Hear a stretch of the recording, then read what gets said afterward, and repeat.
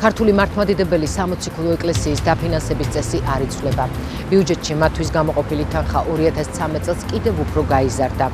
ეს მაშინ, როცა არჩევნებში გამარჯვებული ქართული ოცნება აცხადებდა, რომ ეკლესიის დაფინანსების ფორმები შეიცვლებოდა და სახელმწიფოსგან ყველაზე გავლენიანი ინსტიტუტი არა სუბსიდირებას, არამედ დახმარებას მიიღებდა. ცოტნე გეგეჭკორი არ კვებდა, რა გახდა ამის მიზეზი და რას ფიქრობენ საქართველოში მოქმედი განსხვავებული რელიგიური კონფესიები.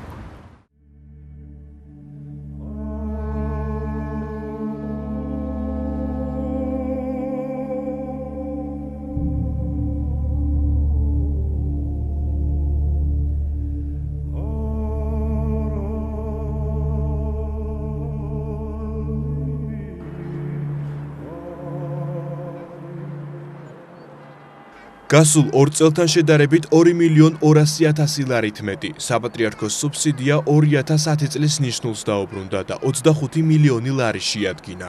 როდესაც უამრავ სახელმწიფო უწყებას და უამრავ მიმართულებას აკლდება საბიუჯეტო თანხა, ჩვენს ბიუჯეტში ხედავთ, რომ ეკლესიას პირიქით ეზრდება ეს თანხა და 2 მილიონით არის გაზრდილი, ხო?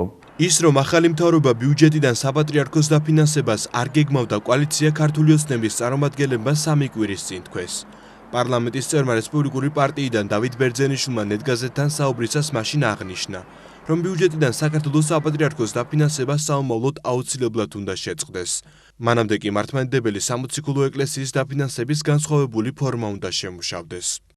საქართველოს მართლმადიდებლურ ეკლესიას როგორც საბჭოთა დროის რეპრესირებულ ინსტიტუტს სახელმწიფომ უნდა აუნაზღაუროს კომპენსაცია. ეს არ იქნება ბიუჯეტის ფული, ეს იქნება მისი ფული. ამ საკითხთან დაკავშირებით პოზიცია პრემიერ-მინისტრმაც დააფიქსირა. ბიძინა ივანიშვილი ფიქრობს, რომ სახელმწიფო შეიძლება დაეხმაროს ეკლესიას, თუ კი ხელისუფლება ამისათვის სწორ ფორმაში არჩევს. არა ამ მეთოდით, როგორც დღეს ხდება, რომ პიროვნულად უნიშნებენ მანქანებს და ხელისუფლება წვითავს, ვის რა მიცეს და როგორ მისცეს, ესე არ უნდა ხდებოდეს. თუ საჭიროა ეკლესიას ხელისუფლება ეხმარება და ეს ნორმალური პროცესია, მაგრამ ხდება გადარიცხვა და თვითონ სინოდი გადაწყვეტს, როგორ მოიხმარონ და სად განკარგონ და ესე შემდგომ. რომ დამოკიდებულება არ უნდა იყოს სახელმწიფოსგან, უნდა იყოს გამიჯნული ეკლესია და ჩვენ ამ პროცესს აუცილებლად დავიცავთ. და სხვა ფორმები და გადაირიცხება თუ არა თანხა, ამაზე დაზუსტებით ვერ გეტყვით. მე ვფიქრობ, რომ ეს არ არღვევს იმ ძირითადს, რომ ეკლესია უნდა იყოს დამოუკიდებელი. მართველი კოალიციისა და პრემიერის პოზიციის მიუხედავად 2013 წლის სახელმწიფო ბიუჯეტის პროექტი საპატრიარქოს ძველი წესით დაფინანსებას ითვალისწინებს. მეტიც შარშანდელთან შედარებით ეს თანხა იზრდება კიდევაც. ქართულ ოცნებაში განმარტავენ, რომ საპატრიარქოს ამ წესით დაფინანსება ქვეყნის მთავარ ფინანსურ დოკუმენტში 2013 წელს უკანასკნელად აისახება. მომავალ წელს კი სახელმწიფო საპატრიარქოსთან ფინანსური ანგარიშწორების ახალ სქემაზე გადავა. ეკლესია როგორც საბჭოთა რეპრესიების მსხვერპლი კომპენსაციას სრულად მიიღებს და ამით სახელმწიფოს ფინანსურად საბოლოოდ გაემიჯნება. რეპრესირებული ინსტიტუტები უნდა იღებდნენ თანხას არა ბიუჯეტიდან, არამედ მათ ვალს უნდა უბრუნებდეს სახელმწიფო. ეტაპობრივად უნდა იყოს დათვლილი ზარალი, ამისთვის შეიქმნება კომისია ორმხრივი. ეს კომისია, როცა დათვლი ზარალის გარკვეულ ოდენობას იმ წლის თანხა მათ შეთანხმებისამებრ გადაეცემათ. ეს პრინციპი არა მხოლოდ მართლმადიდებელ ეკლესიას, არამედ საქართველოში მოქმედ ყველა რელიგიურ გაერთიანებას შეეხება. დავით ბერძენიშვილის განცხადებამ პრობლემები უკვე გააჩინა. მის მიერ გახმიანებულ ინიციატივასთან დაკავშირებით საპატრიარქო დაზუსტებას ითხოვს. რადგან როგორც პატრიარქის მდივანი დეკანოზი მიქაელ ბოტკოველი გვარწმუნებს, თანხა რომელიც ბიუჯეტიდან ყოველწლიურად მართლმადიდებელი ეკლესიისათვის გამოიყოფა, სწორედ საბჭოთა ხელისუფლების მიერ მიყენებული ზიანის კომპენსაციის ნაწილია. ზოგიერთ ქვეყანაში საერთოდაც რაღაც განსაზღვრული თანხა გადაეცათ ეკლესიებს, საკმაოდ დიდი მოცულობის თანხა გადაეცათ. ჩვენთან როდესაც ამაზე იყო საუბარი, განისაზღვრა, რომ მას ქონოდა ესეთი ხასიათი, როგორიც ქონდა წინა პერიოდში, ანუ ეს თანხა თავიდანვე არ ყოფილა 22 მილიონი, ეს იყო თავდაპირველად უფრო ბევრად ნაკლები, რამდენჯერმე ნაკლები და შემდეგ გაიზარდა ამ თანხის მოცულობა. საბოლოო ჯამში ეს ვალი რამდენია არის დათვლილი? არა, ეს ვალი ამას ვამბობ სწორედ, რომ ეს ვალი არ განსაზღვრულა მაშინ. გამოდის, რომ სამოციქულო მართლმადიდებელი ეკლესია წლების განმავლობაში ეტაპობრივად სახელმწიფო ბიუჯეტიდან იღებდა წითელი ტერორის კომპენსაციას, რომლის ოდენობაც ჯერ არავის დაუთვლია. შესაბამისად, უცნობია ვადა, როდის უნდა დასრულდეს ბიუჯეტიდან საპატრიარქოს სუბსიდირება. ეს ვადაში შეზღუდული არ ყოფილა ალბათ მანამ სანამ ეკლესია დაიბრუნებს იმ მდგომარეობას, ალბათ რა მდგომარეობაც ჰქონდა მას რევოლუციამდე ეპოქაში. ალბათ, არ ვიცი, ეს ყოველ შემთხვევაში შეიძლება რომ მსჯელობის საგანი გახდეს. არსად არ მინახავს დოკუმენტი, სადაც ეს თანხები არის გამართლებული. რატომ აფინანსებს სახელმწიფო ეკლესიას? რა პარამეტრებით ხელმძღვანელობს ბიუჯეტში საპატრიარქოს სუბსიდირების თანხის განსაზღვრისას, ამ კითხვაზე პასუხის მიღება ფინანსთა სამინისტროსგან შეუძლებელი აღმოჩნდა. Სამდღიანი ლოდინის მიუხედავად ვერც ერთმა პასუხისმგებელმა პირმა შესაბამისი განმარტებისათვის დრო ვერ გამონახა. ფინანსთა მინისტრმა ნოდარ ხადურმა დღეს სამინისტროს ეზოში პატრიარქის ნაჩუქარი კვიპაროსები და ზეთისხილის ხეები დარგო. ფორმა დაფინანსების ამ წელს, რომელიც არსებობს საქართველოში, არა აქვს. უბრალოდ ბიუჯეტში იდება თანხა და აცხადებენ, რომ ეს თითქოს არის კომპენსაციის ფორმით გაწერილი თანხა ეკლესიისთვის.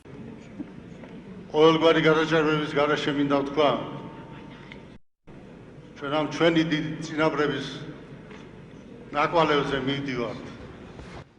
კომუნისტური მმართველობის პერიოდში ეკლესიისათვის მიყენებული ზარალის განსაზღვრაზე მუშაობა ვარდების რევოლუციამდე დაიწყო. პრეზიდენტ შევარდნაძის 2003 წლის ნომერ 7 იანვრის ბრძანებულებით ამისათვის სპეციალური კომისია შეიქმნა. ამ პერიოდში ზარალის კომპენსირების ფარგლებში სახელმწიფო მართლმადიდებელ ეკლესიას საკუთრებაში დიდძალი ქონება მიწების სახით გადასცა. ქონების მართვის მაშინდელი მინისტრი სოლომონ პავლიაშვილი, რომელიც ამ კომისიის წევრი იყო, მიწების გადაცემის ფაქტს ადასტურებს. თუმცა ვერ იხსენებს განსაზღვრა თუ არა სახელმწიფომ ეკლესიისათვის მიყენებული ზარალის ოდენობა. ბევრი კეთებოდა, იყო რაღაც ფაქტობრივად პოლიტიკური მხარდაჭერა იყო ეკლესიის, ძალიან სერიოზული. აი შეგიძლია ნახოთ კიდეც რომ მაშინ მიწები გადავეცით ჩვენ ეკლესიას და რაც შეიძლება რომ უფრო წარმომადგენლობითი ყოფილიყო და უფრო მისი ქონება და ეს ყველაფერი რომ ერთობლივად გაძლიერებულიყო ეკლესია, ამიტომ ყველაფერი კეთდებოდა მართალი გითხრა. საპატრიარქო ფინანსური გამჭველობისათვის მზად არის. პატრიარქის მდივანი ამბობს, რომ სახელმწიფო ბიუჯეტიდან გადმორიცხული თანხებით საპატრიარქო სასწავლო დაწესებულებებს და სხვადასხვა სოციალურ პროექტებს აფინანსებს. Ჰქონდა ასეთი პრეცედენტი წლევანდელ დაფინანსებაში ყველა ეპარქიისთვის გამოყოფილი იქნა 16,000 ლარი მაღალმთიან სოფლებში და შეჭირვებულ რეგიონებში სასულიერო პირების ერთჯერადი დახმარებისათვის და თუ არ ვწდები საქართველოს საპატრიარქოს ტელევიზიისთვის იქნა რაღაც თანხა აქედან გამოყოფილი, ზუსტად არ ვიცი ციფრი, არ იყო ძალიან დიდი თანხა. ქართული სამოციქულო მართლმადიდებელი ეკლესიის დაფინანსების მოქმედი წესი მიუღებელია ახალგაზრდა იურისტთა ასოციაციისთვის. არასამთავრობო ორგანიზაციაში ფიქრობენ, რომ სახსრები, რომელიც საპატრიარქოსის სახელმწიფო ბიუჯეტიდან გამოიყოფა, საერთო სახელმწიფოებრივი მიზნებისთვის უნდა დაიხარჯოს. თითოეული თეთრი კი მკაცრად უნდა გაკონტროლდეს. შესაძლებელია ბიუჯეტიდან დაფინანსდეს რელიგიური ორგანიზაციების აქტივობები, თუ ისინი მიმართულია სოციალური პროგრამების განსახორციელებად. შესაძლებელია ბიუჯეტიდან თანხები მიემართოს კულტურული მემკვიდრეობის განვითარების თვალსაზრისით. საქართველოში ერთ-ერთი ბოლო გამოკითხვა თუ რა აღსარებლობის იყვნენ საქართველოს მოქალაქენი 2002 წელს. საყოველთაო გამოკითხვის დროს ჩატარდა. 10 წლის წინ შედეგები ასეთი იყო. მართლმადიდებელი 83,9%, მუსლიმი 9,9%, გრიგორიანელი 3,9%, კათოლიკე 0,8%, იუდეველი 0,1%, სხვა რელიგიები 0,8%, არარელიგიური 0,6%. სახელმწიფო უნდა იყოს ნეიტრალური რელიგიურ საკითხებში, არც ერთის მხარე არ უნდა დაიჭიროს არც ერთი ეკლესიის, არც ერთი კონფესიის. ეხლა მე სვამ კითხვას პროპორციულად ფინანსდება სხვა ეკლესიები, მაგალითად სომხური ეკლესია ან მუსულმანური თემი. თუ არ ფინანსდება, ჩვენ ხო ერთი სახელმწიფო ვართ. ჩვენ ვკრებთ გადასახადებს ყველასაგან, იქნება ეს მართლმადიდებელი თუ არა და შემდეგ ამ საერთო იმიდან ვაფინანსებთ მხოლოდ მართლმადიდებელ ეკლესიას და რატომ? საერთო არის ერთი ანდაზა, რომ ვისაც აზრს პულს ის საქართველოში ის უკვეთას მუსიკას. კავკასიის რეგიონში კათოლიკური ეკლესიის ეპისკოპოსი ჯუზეპე პაზოტო ამბობს, რომ სახელმწიფოს მიერ დაფინანსება სერიოზულ პრობლემებს ქმნის და ჯობია ამ ხრივის სახელმწიფოსგან დისტანცირებული იყოს. მაგრამ თუ კი რაიმე სახით სახელმწიფო გადაწყვეტს ეკლესიის დახმარებას, ყველა თანაბარ პირობებში უნდა ჩააყენოს. ეს არის ერთი რთული გადაწყვეტილება და ამიტომ როცა არის რთული უნდა იყოს სერიოზული და მომზადებული გადაწყვეტილება. მე ვფიქრობ რომ აქ უნდა იყოს ჩართული ყოველი რელიგია და ყოველი კონფესია რომელიც არსებობს საქართველოში. დღესასწაული გვაქვს გადასახდელი ან ავადმყოფების მონახულება იქნება. თავად ეკლესია თავის საკრალურ თუ ეკლესიურ ცხოვრებას ეწევა ადგილობრივი შემონაწირე. საქართველოში ევანგელურ-ბაპტისტური ეკლესიის სერიოზულ ფინანსურ პრობლემებზე გვესაუბრება ამ ეკლესიის ეპისკოპოსი. რუსუდან გოცირიძე ამბობს, რომ მათი ერთადერთი შემოსავალი მრევლის შემოწირულობა და სხვადასხვა სოციალური პროექტებისათვის მოპოვებული გრანტებია. ჩემი სურვილი იქნებოდა თუ კი იქნებოდა ისეთი მოდელი, როგორც არის მაგალითად ამჟამად უნგრეთში. ყველა ადამიანი, ყველა გადამხდელი თავად ირჩევს მისი გადახდილი თანხიდან 1% საით იქნეს მიმართული რელიგიური ორგანიზაცია დაფინანსდეს, რომელი რელიგიური ორგანიზაცია დაფინანსდეს. ეს არის ძალიან საინტერესო წიგნი, სახელმწიფო და ეკლესია, ადენაუერის ფონდმა გამოსცა ამას წინათ. აქ ლაპარაკია ევროკავშირში, როგორ რა მოდელები არსებობს და საერთოდ როგორ მიემართება ერთმანეთს სახელმწიფო და ეკლესია და უნდა ითქვას, რომ ერთიანი სტანდარტი არ არის. როგორია საერთაშორისო პრაქტიკა, გამოიყოფა თუ არა სახელმწიფო ბიუჯეტებიდან ეკლესიისათვის თანხები და დაფინანსების რა ფორმებია მიღებული. მაგალითად არსებობს ქვეყნები, თქვათ გერმანია, სადაც საერთოდ საეკლესიო გადასახადი არსებობს. და საეკლესიო გადასახადს იხდიან ადამიანები სახელმწიფო კრებს ამ გადასახადს. მაგრამ იქ არის როგორ, ვისაც უნდა ის გადაიხდის კონკრეტულ გადასახადს რა. მაგრამ არსებობს მაგალითად საფრანგეთი, სადაც აი საერთოდ არანაირი კავშირი არ არსებობს სახელმწიფოსა და რელიგიას შორის. რაც უფრო ნაკლები იქნება კავშირი სახელმწიფოსა და რელიგიურ გაერთიანებებს შორის, მათ შორის ეკლესიას შორის, მით უფრო ძლიერი იქნება ეკლესია. შესაბამისად, რაც უფრო ნაკლები იქნება ფინანსური კონტაქტი სახელმწიფოსა და ეკლესიას შორის, მით უფრო ნაკლები საშუალება ექნება სახელმწიფოს მოახდინოს ზეგავლენა ეკლესიაზე.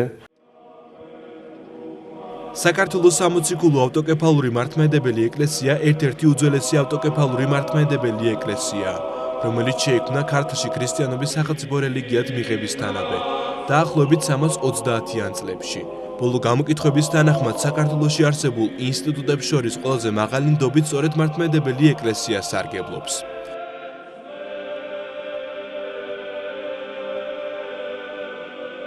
სწორედ ამის გამო, იმის მიუხედავად, რომ კონსტიტუციური შეთანხმება საქართველოს სახელმწიფოსა და მართლმადიდებელ ეკლესიას შორის არ ითვალისწინებს ვალდებულებას გამოყოს საბიუჯეტო სახსრები საპატრიარქოსთვის, ეს სახსრები ბიუჯეტში მაინც ყოველწლიურად აისახება. წინამორბედების მსგავსად ძველი პრაქტიკის დარღვევა არც ახალმა ხელისუფლებამ ისურვა.